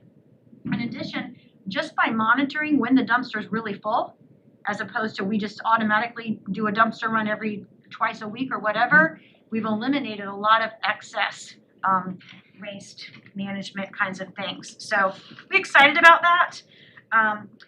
Keeping in mind that this is not all new money for us to spend, we do budget for some project electricity savings because we've been able to do that. But consistently, Mr. Cavaney and Shane and the team have been over and above surpassing our expectations. And they've worked hand in hand with our facilities program because also as we renovate buildings and have new construction, even new wings, as we continue to tighten those building envelopes and make sure that we're implementing efficient HVAC systems and controls, that's helped to have cost avoidance in this particular area for long-term efficiency.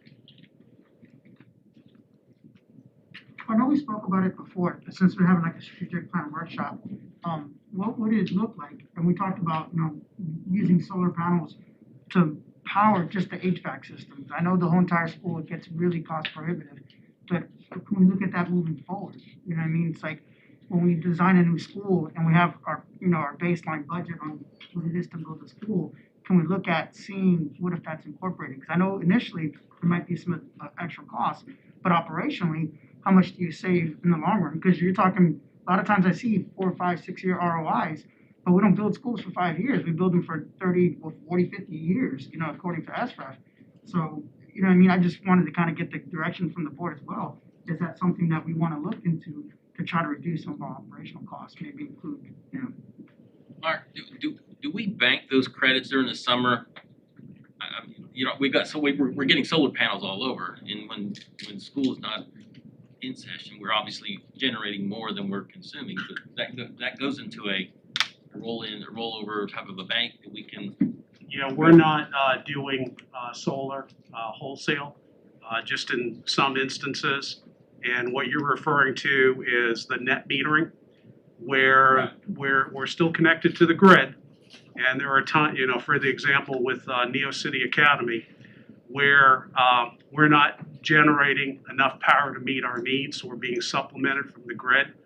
But other times where we're dumping that power back on the grid in the form of a credit. And schools are a great candidate for that because of the large windows of PV generation on weekends, summer break, Christmas break, holiday break. But, we are looking at more of those projects moving forward. But really the key, the starting point, is driving down the energy use intensity. And we can do that in new construction as well as in renovations. But that's the starting point. So that if we do want to do solar, then we're getting a much better bang for our buck with that solar. I guess I just want to say is for future renovations or future building the school, because we can't really retroactively fix a lot of things, but moving forward, I like to see, hey, when we negotiate a GMP or project scope on building a school, hey, here's the possibility with it and without it, just so we can make that direction moving forward. We'll certainly continue to evaluate the efficiencies of it. In our initial talks with the City of Kissimmee and KUA, they really wanted us, instead of putting up our own panels, to buy into their grid for solar. And the efficiency part of it just didn't make sense. We did something different with Neo City because of the uniqueness of that project and of that building. But we certainly will continue to explore where it makes sense. And as OUC expands their solar grid, solar field, we'll certainly continue to look at it where it makes sense. All right, and then finally moving on to 3C, we will have a complete workshop about our healthcare program again on February the 26th. But just to give you some brief highlights, as the board is very well aware, this really is about focusing on our employees' well-being, but also managing overall spend, both for the district and for our employees in terms of out-of-pocket pieces. Our current network penetration with evolutions at Tier 1, that's your Orlando Health, HCA, and the Moores facilities, is at 82% for Tier 1, 7% for Tier 2, and 7% for Tier 3 when it comes to medical providers. That's your doctors. And then 78% for Tier 1, 22% for Tier 2, 22% for Tier 3. So we're having strong penetration in just the first 6 months of implementation of our new program. We continue to work with our Center for Employee Health to look at what it makes sense to provide there on a direct basis. As you know, the chiropractor is now there 5 days a week. Our mobile mammography bus is out and about today. The Magruder Eye Institute is still coming once a month and identifying employees with those critical eye conditions that we can get and proactively address. We are seeing some expansion into the Poinciana location through our partnerships there without any additional cost for facilities or providers. We are growing in terms of virtual wellness. We've just now recently started to offer video exercise classes for yoga and some other things. We want to continue to expand that since we really don't believe that we're going to be able to do our District 5K this year. Telemedicine has continued to expand, and we're looking to bring physical therapy for workman's comp back into the center and considering whether it makes sense to do our workman's comp evaluations at the health center. If so, it could be, hiring a mid-level provider for injury volume, but we want to assess that and we'll continue to bring information with you about efficiencies. Having been a user of the system this weekend, it worked. I had excellent care at CareSpot on Saturday and was able to get in with an orthopedic specialist yesterday that I had great care from. So, any other questions or comments, concerns, or suggestions about goal 3? I figured this would be an area. If I may, a question about the two things. One, the pay, right? We're trying to get onto this a changed schedule for paychecks. And I was wondering if the teachers specifically, or all the professionals within the district, would have the option to skip a check, or have an option maybe to make small payments towards some kind of future that skips, and there's just an added, paycheck there, or some other form, because I know that's going to be a sticking point, right? Like everyone's going to have a problem That's there. why when we looked at trying to do it for July 1, it just didn't make sense with COVID and unemployment being so high in our county. I just didn't feel like that was a pain point that was worth pushing right now. But we do want to start having that conversation and helping people to plan. We've talked about either fronting people a check that would then, like, they would pay off over the course of the rest of the year, so that they wouldn't actually lose a check. It's just their later checks would be somewhat smaller and then making it up the next year. We've talked about potentially working with Addition Financial. They've been a great partner to us on so many levels as to whether we would want to look at a very low interest or no interest loan to help those people who needed it, who didn't want to have the smaller checks throughout the school year. So those are all things that we're going to have to be collaborating with OCEA, with the Teamsters, because those have to be joint conversations about what they think makes the most sense for their employees. But I wanted to go ahead and put it out there. That's the goal, because it's an important goal, but we're going to take our time to be strategic and have a strong communication plan as to the why, and then a strong communication plan as to how we're going to help you get through this. Okay, well, good. So you guys are way ahead of that. Two, I was wondering about the timekeeping program, because I know that there's been issues with the timekeeping, and that it seems like I wasn't here, so I can't comment on the process, but that it's not working so well. We are very close. Go ahead, Mr. Thorne. Yeah, so we're in the process of rolling out Chronos. That's the timekeeping system that we use to the entire professional support services staff. It will not involve teachers at this time because we can't track their time in and out, but professional support, yes. So those folks who are not exempt from timekeeping will be part of that process. So we are we just completed the work where we've consolidated all the payrolls together. We had hundreds and hundreds of payrolls that we've consolidated down, so that was part of that project. So that has been rolled out, and the next step is actually pushing it out to all of these staff. So staff can use time clocks, they can use the web to log in their time if they need to. We have multiple ways for them to do that right now. So is it live or is it not live? It's live. It's live. It is. And is So it right what we're now- depending on for keeping track? Yes, so certain departments we do that with right now. So there was an attempt to do this many years ago, and it was successful in some areas and not in others. So this is part of the standardization process that we're using because we might as well use Chronos. So phase 1 of this was to put clocks out into the various locations where folks needed to clock in and out. The next step was training people. So folks right now are doing practice swiping, and they've been doing that for a while. The third step was working with Chronos, with the vendor, to consolidate these payrolls and make the programming changes that were necessary to connect to Terms, which is our ERP system. And then the next step is to go live throughout the district.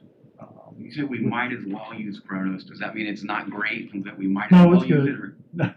Probably poor choice of words. So Yeah. we have Chronos here. We've made a great investment in Chronos, and that is the system we're going to use. and it is providing its ROI as expected. Absolutely. Okay, so absolutely. Okay, great. One of the The things, Mr. vendor- Aguayo, just to be quite candid, we found that there were multitudes of mechanisms for recording time across the district. Different departments had different methods, different schools had different processes. So it's taken an entire project management process to map those processes out and find something that kind of makes sense. And timekeeping is very different, for example, in transportation than it is, at the superintendent's office, for example. It's very, very different because of the different routes. So it's still a work in progress, but we're getting closer each and every day, and that's the first step of then getting to a payroll system that makes sense consistently across the district. But your expertise in this area is certainly appreciated. Which would be about this much. I knew you're a systems guy. Well, the other thing too is it also has to talk to terms. Terms is our Correct. ERP system that we use throughout the district when it talked about data management. And so, you can have this awesome software that does everything you need, but if you can't talk to terms, then that's a problem too. So it's gotta be able to, you've gotta have seamless flow of data across the entire organization. Was Kronos built for us? So Cronus is used throughout the country. So there are many different school districts that do use Kronos. So Polk County, for example, uses it. We happen to use the version that runs on the system that we use terms with right now. Now, do we have access to the source code for Kronos? And can our programmers manipulate the source code? We do. That's huge. Off-the-shelf software, like if I buy QuickBooks just to talk to. Just like we regular do with folks, terms. you can't manipulate QuickBooks. You use what it has. But Kronos, you have access to the source code, then our programmers can actually change it. And that's how you get that data integration with the ERP system, which is terms. But that's my concern. So this was complete off the shelf and it just happened to work with our ERP? Or was this? So back in the day, we specifically selected Kronos because it ran on the system that terms runs on, the type of machine that it runs on. So while we might have access to the code, we do not want to go down that path really and change that code because we want that system to be configurable, right? So we want to configure the system to run the way it should for us, which is why we brought Kronos in. But we do have access to the code for changes if we have to. And we have done that in the past because it has to talk to terms. So What if you ever do have to change it? And I know what you're saying. It's a slippery slope. yes. But we have good technical documentation in place. So if somebody does change that code, well, number one, we got to get somebody to authorize to change it. They just can't change it on their own. Correct. And then number two, when we do change it, that it's actually written down somewhere as a guideline. So if that programmer leaves or for whatever reason, good, bad, or indifferent, that a new programmer could come in and find out exactly where they need to change it. So my groups practice change control. So anytime something goes in production, we have a complete record of what that is for auditing purposes and for us to go back and make changes if we have to, or even roll back a change if we have to. So we're very careful about that process and always have been. So one of the main reasons we're doing this is to eliminate paper. So there's just massive amounts of paper with our timekeeping processes right now. And so we're trying to eliminate that. And we're making good progress with that. Are you sure you don't want Julius in the code? Bring it on. And you guys have a central server for timekeeping, right? So like We do. everyone doesn't have a different clock, right? So you have like, I think it's called the NS, I can't remember. I went back to school a long time ago, but you know what I'm saying? A So time all the server. clocks right now. So we do not use a cloud or web-based system for the clocks. Okay, so they all communicate to our main central server, which is called the Power System by IBM. That's what Terms runs on, and all the code runs on that server, and all the clocks talk to it. So we pull those clocks every morning to make sure that they're up and running. And We've they're all added a large number of clocks this past year to do that. So one of the things we had to do last year in year one of the plan was make sure that our software was at the latest version so it would run efficiently. So we did spend time doing that and making sure we're at the highest version of Kronos. And we sent people to train in for that version to make sure we were utilizing it efficiently. Mr. Chairman, I have to legally advise that Julius should not be allowed in the server room. If you're not on the list, you're not getting one. I know that was a little in the weeds, but my, okay. my concerns as a systems person is that we have something, it becomes exhaustive to implement it, and then you abandon it, and it just sits around everybody's head all day long, or people have to deal with it, but it's not serving any purpose, and we're paying for it. That is not the intention at all. So we're utilizing what we That's what have. she was talking about earlier, a lot of those redundancies or things that we didn't use. That was a charge a couple of years ago. So that's part of the That's too bad I'm not standardization running process. that 5K that you were talking about. Really sad about it. It's great fun, but there was very little social distancing. We got that done right before COVID got bad last spring, so. But as you can see, our real goal of goal 3 is to, number 1, make sure we're aligning our resources with the priorities of the board, and number 2, saving every dollar that we can find so that we can put it back into the needs of the teachers in the classroom and the staff within our district. So that brings us then to goal 4, which is all about community engagement and governance. And we talk a lot about the fact that it takes an informed and an engaged village to do this work. We cannot do it alone.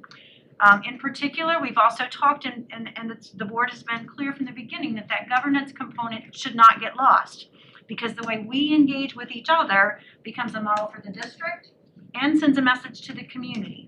So focusing on that mutual respect, our shared priorities, and our common focus on what is best for students really drives this particular work. And I'm turning back to the book now in goal 4A. This is about providing parents opportunities to acquire information, knowledge, and skills to support their children's education at home and at school. So it's not just about coming to PTA night, but really, what are your needs, parents? What are your wants, parents? And how can we work together to provide them? Because they know what's best for their children. So it's been ongoing this week. You see Melissa here from Alliance for Public Schools, who's been guiding the community conversations. We've had them now in 3 areas of the district, and we have 2 more this week. I've seen some really good conversations and some interesting trends coming out of that. It's interesting as you go from place to place. Educate Osceola is coming this spring with 25 participants. It's going to extend then into working with our students at Liberty High and Osceola County School for the Arts, and then hopefully to do something even beyond that. Parent University is in a planning year, but that's our goal, is to, once we know the needs and wants of our parents, we can come back with an educational program to support them. Leslie Campbell's team has been working to expand and enhance our Mommy and Me and Learn to Read programs, even in the world of COVID, so that now we have 3 weekly videos uploaded to the district's YouTube channel, which focus on things like the letter of the week, a craft, and family yoga. And we now have over 2,300 people who've logged in to watch those videos. And these are designed for children in that 3 to 4-year-old age who aren't yet in school, or kindergarten students who may be taking a gap year. We're really looking to see what we can do to continue to engage them and get those kids on track to be learning. The Read Bus is getting ready to kind of pilot with the Osceola Library System and Osceola Reads, and then the Family Leadership Institute that our multicultural department has put together to really, again, have focused modules about what our ELL parents, multicultural parents, want and need from the school system, and how we can get them better informed so that they feel like they're welcomed, that they're a part of the work that we're doing here with that shared goal of helping their children to be successful. It's not included in our book, but just as a reminder, 6 years ago, the district, the county, the 2 cities, and the Education Foundation took on the Osceola Reads initiative, that early initiative to expand and build on early literacy through the software program Footsteps to Brilliance. The district invested in a program, Footsteps to Brilliance, staff to help monitor and support its implementation as a curriculum model in our VPK and kindergarten classrooms. And then we worked with the counties and the cities and the foundation to market that throughout our community through a partnership with REACH. This year, we're taking that to a whole new level. You recently approved the agreement. And so that it's no longer a school district initiative, but truly has taken on the flavor of a community focus on why early learning, early literacy is so important. And we've engaged now with the Early Learning Coalition and the Osceola Library Association, along with the county and the 2 cities and the school district and the foundation, to really continue to build on that theme of Osceola Reads. So I'm excited about that, because I don't want this to be just something that's tied to a particular software program or tied to, specifically a kindergarten curriculum, but is really about how important it is that we start building early literacy skills in our homes and throughout our community from day one, from that first hospital bag that the mommy takes home with an Learn to Read, Mommy and Me, couple of books and a bag, information about the district and the Early Learning Coalition, so that when they come to our kindergarten classrooms, they're far more apt to be able to hit the ground running and be successful in those programs. Questions about 4A? Well, I wanted to say that I attended one of those Alliance for Education community focus groups, and however you want to classify that, and it was an eye-opening experience, and I got to sit down with Dr. Rafalski too, and so her and I are both kinetic learners, and we're just expressing ourselves. But one thing that came out on that I thought was kind of interesting is the board was talking about all these acronyms and abbreviations and things like that. Sometimes our parents may not know some of them either. So, and then we're also talking about like the role of parents in school, like what are the expectations of them? Because we always tell students from them, we want you to show up, we want you to do this, do that, do that. And so we thought about maybe like during the beginning of the school year, handing out to parents like a little brochure that tells them, hey, these are expectations of you as a parent. And here are some common terms like IEP, ELL, or whatever. And I don't know all the terms that a parent may need to be successful, but just kind of giving them a heads up on that. And then the other thing was, and we'll discuss it later during the board meeting. So somebody had a specific item about water, we'll talk about that later. But community engagement, it was so funny that when we were talking, is that if you have a parent, SAC meeting or PTO, 3 or 4 people show up. We had a talent show, 50 parents showed up, and so I'm like, man, so I always thought about it, during that meeting, we're like, wait a second, what if we just had like a talent show, then that first 10 minutes, the principal has like a SAC meeting at the same time. Instead of having a SAC meeting separately, we're having the parents go out there and say, hey, here's your information, here's your data, just like a different way of hooking them. Because like what you were talking about earlier, the Saturday school, kids aren't gonna wanna just be excited about 2 hours of instruction. But a lot of parents. Dancing at your SAC meeting, Julius. Yeah. But, and that's, I'm pretty sure my SAC meeting's not the only one. You know what I mean? It's like, we probably have like 2 or 3 parents, the rest of them are staff. But you have a talent show, you have an art festival, you have paintings, they're all there. And we can't really direct it as a school board, but it just as a suggestion to some principals that if they're not really getting participation, have regular events in like the first 10 or 15 minutes, have the parents give them like a quick briefing. Hey, this is information, this is what's going on. Can you sign these documents? Can you do whatever? And I just thought it was a cool little, again, as a board, we really can't direct that, but it just as a suggestion to help them get more participation from parents. I think anything that we do is going to be a positive because getting parent engagement, getting volunteers, anything like this, it's always a challenge. It's always the 80-20, sometimes 90-10 rule.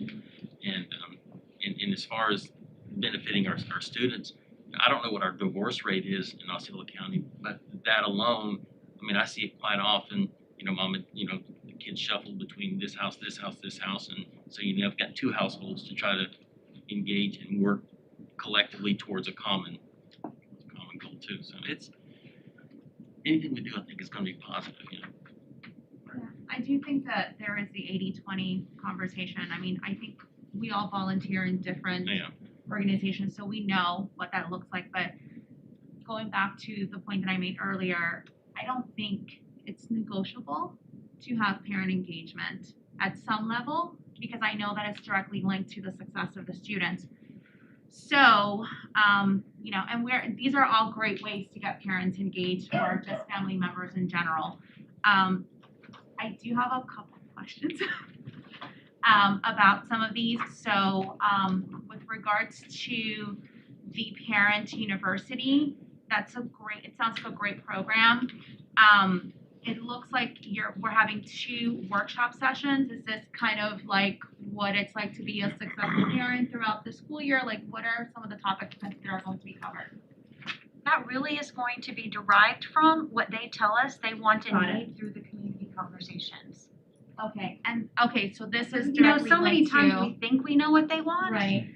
and I'm not sure that we know. So that's one of the reasons why these community conversations are so important. And that actually might be the reason why we don't have that much engagement because we're giving them school improvement plans. They're like, no, I want to talk about something else, right? So this is This is great. I know that's one of the things that Dr. Reyes has done to Yeah. enhance our Multicultural Leadership Institute, is to really ask the parents, what is it that you want to know more about Right. to be able to improve and help your child learning? So for example, one of the things they did last spring was a college day, where they visited Valencia, they visited UCF, to give those parents that opportunity to experience that in a safe and neutral situation where they felt welcome with people, around them that they knew and were comfortable with, so that they could ask questions without being embarrassed or ashamed or just not even know how to ask. So I think that's a huge piece of what we'll do in that parent university piece. Speak up, Melissa, if I'm wrong. But No, no, we kind of have an idea after 3 days. So in development. And I guess the other question with regards to the parent university is the facilitation piece. So we've seen throughout the strategic plan, and we know, all of us know by speaking to different stakeholders, that we have a large population of students whose parents don't necessarily speak the language. So of course, Hispanic students are huge, right? What are we, 63%, Dr. Reyes? I know my numbers, thanks to you. But there's also students who speak Portuguese, students who speak Creole. How are we reaching those parents? Because I'm sure they want to be involved as well. And I know it's a tall order, right? Like, how many languages are we going to cater to? But how, I guess I'm just challenging you, how do we reach those parents as well? And are these programs, the parent university specifically, going to be somehow catered, or at least be friendly towards people who don't have a good command of the English language? we will make sure that we are able to meet their needs through our translation services. Okay. Which, while we provide those most frequently in Spanish, because that's our Of dominant course, yeah. culture, we do have the capacity and the skills to meet parents' needs in other languages. And remember too that our website can translate into I don't know how many languages. Yeah. Just through that immersive reader site. Okay. A lot of times we think of parents, we think Yeah. the biological parents. Sure. You'd be surprised how many grandparents are raising children, and sometimes it's even more difficult for them than Good it would point. be, Yeah. It's their second time around, and they just don't have the energy or the patience to be doing something like that. So that's where we really need to kind of lock arms and help these kids out. Absolutely. Yeah. Frank, Dr. Pace, are you interested in one or more sponsors for the university? Of course, we would love to have sponsors, Frank. I go to work on it. What kind of a question is, of course. I'm gonna move a little bit more quickly through this last part of it and then ask if you, so we can hold questions so that we can be respectful of our time. In Goal 4B, it's all about our choice and innovation work that we've been doing, which I think you all are very, very familiar with. We had a very successful Choice Week in the fall, even though it was challenged by the limitations of COVID. We had 166 new FTE interested during our first Choice Week out of those 427 applications. And on track, we're ahead to process over almost 1,300 applications. In addition, this week, we're getting ready for a mini Choice Week in alignment with American Education Week, I believe it is.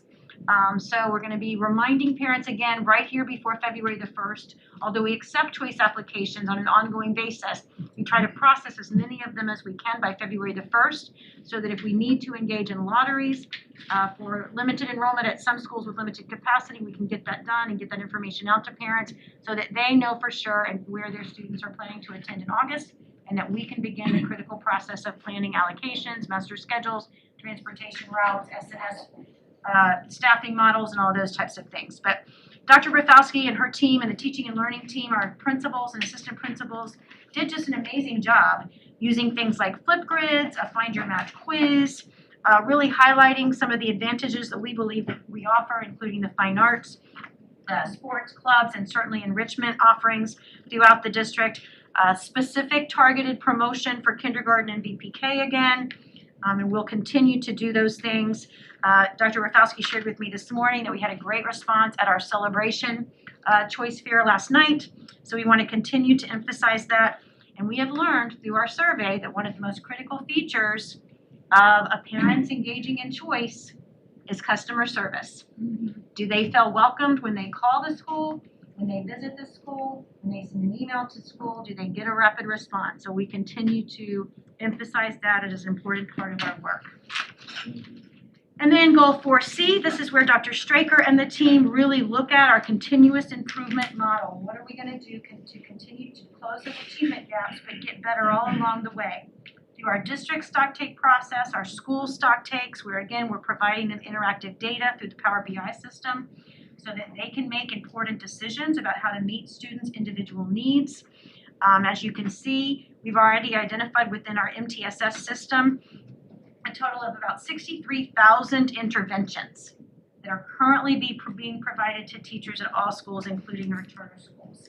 And the way we do this is through collaboration in our professional learning communities, that sense of community. So people are working together, and these are just some comments that came from our PLC survey. We didn't make these up. These is what teachers are saying to us about teams are meeting consistently and planning together and how important that process is. I'm going to move on into 5A, 5B, and 5C. Not that they aren't just as important, they are critically important to the work, and hopefully, again, you and the rest of our community are seeing how all of these things fit together. We know that academic success and talent recruitment and retention don't happen if people don't feel safe in the building. So 5A is all about the physical safety and security, things like fencing improvements, storefront locks, cameras, laminate improvements, our safer space stickers. We continue to make progress with our security window graphics, our wraps at the front doors, which number one, really quickly identify for anybody in the community where the front door is. So it's directing traffic to that single point of entry. It does so in a way that's appealing, but also enhances safety because people can't see in, but we can see out. So we think that's just been a huge addition to our work. Our secure lobby project is ongoing and will ramp up this summer, where we'll be doing some small renovation projects through our capital department and a grant to tighten up those places where we don't have a clear and direct single point of entry.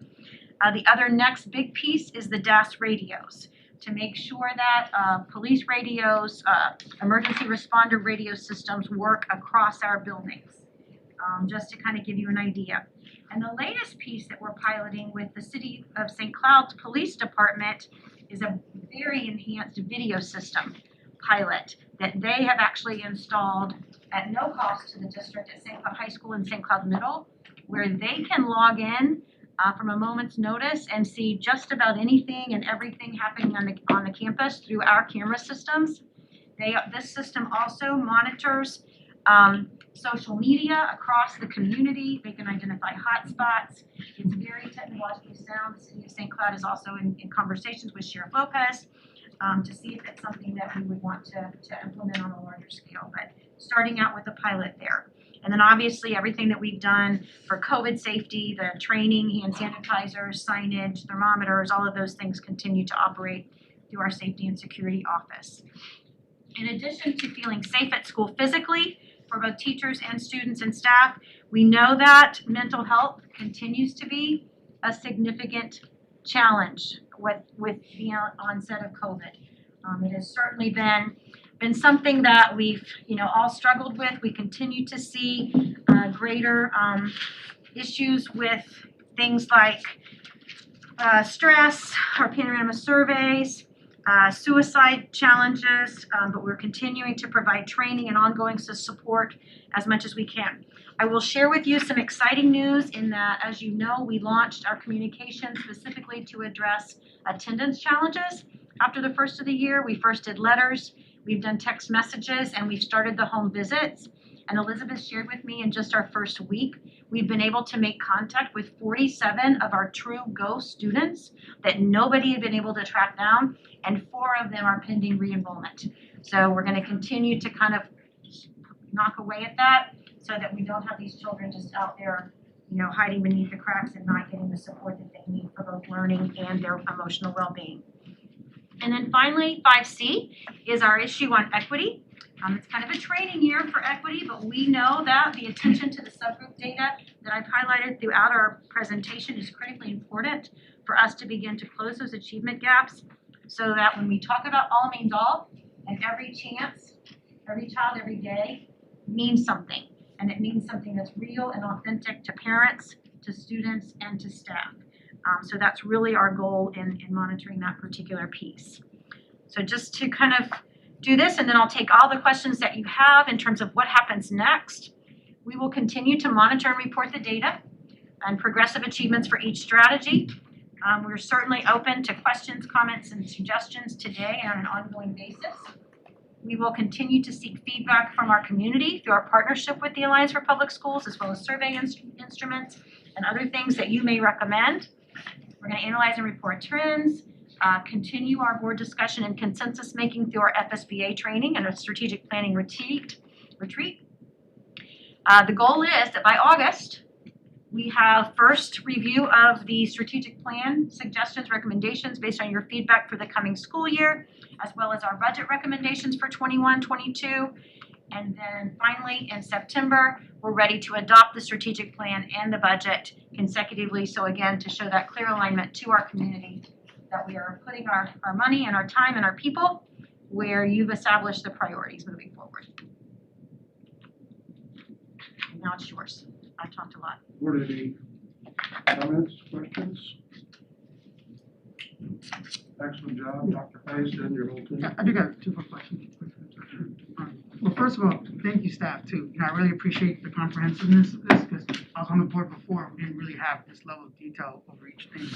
But real quickly on the safety and security portion of it on 5A, I do understand the need for securing and locking it down, but I think that it should also be a balance of aesthetic too. I don't want to feel like I'm walking into a jail, you know what I mean? But I do understand that fences and perimeters are there. Like for instance, when I went to OXA, they put in that big black gate, and I'm like, man, let the students paint it, let them put a mural on it, because it just felt like, oh my Lord, I'm getting caged in. So, I just want that to kind of be cognizant too. You talked about, the aesthetics of it. So that's just a thing. And then the other item too, we talked about choice schools, that sometimes it's a lottery to get in there. I want to provide some kind of weight to students that kind of want to focus in that school. Like when I was speaking with Dr. Rafalski, she was telling me that each school kind of has like an identity. Like Harmony has the veterinary program, Osceola has like a pilot program or whatever, aviation kind of type thing. And if somebody's kind of interested in studying that track and that school aligns to that track, that, they have some kind of, I'm trying to say it's not just a pure lottery. If they really believe in that school and that's what they want to do with their life, or their studies, that has some kind of weight into getting them into that program. Previously, the law did require choice to be based on programmatic choices. For example, people couldn't decide where they wanted to go based on athletics. For example, back in the day, Mr. Melendez, that was a huge challenge back when you were on the board before, and I was a principal and then a district level leader. With controlled open enrollment, the legislation that was passed 2 years ago, it pretty much gives parents the right to go anywhere they want to go as long as there is capacity. And that is the limiting factor that the district can put into place. We have been very liberal in our interpretation of capacity as much as we possibly can, because we have found that it typically balances out. People coming and going, it typically kind of balances out, and we do sell the schools, market the schools based on the programmatic pieces that you put into place. The other thing that we try to do is to build in some feeder pattern programs. So for example, FFA programs at Harmony Middle, ag situations at Harmony Community and Narcoossee, kind of moving into that Harmony High School piece. Project Lead the Way at Celebration K-8 is a basis in that biomedical field that leads into the biomedical sciences program at Celebration High School. So we're continuing to do that. So if people are making real estate decisions out of the gate about where I want to buy a home, for example, they can do so based on what we're advertising. But the key piece is to make sure that, number one, we have strong programs in every school across the district that parents and kids will be proud of. And number two, that we continue to communicate what those programs are. And then, as you said, try to build programs across the district that meet different kids' needs. And that's what you're saying. So the feeder program keeps it organic. They don't have to transfer out of zone because if they're already interested in that in the middle school and they go to the high school, it's already the home zone school. They don't have to move out. Correct. I'm good, thank you. Dr. Pace, thank you again very much. And with that, we will adjourn the workshop, and I'll see everybody, or many of you back there.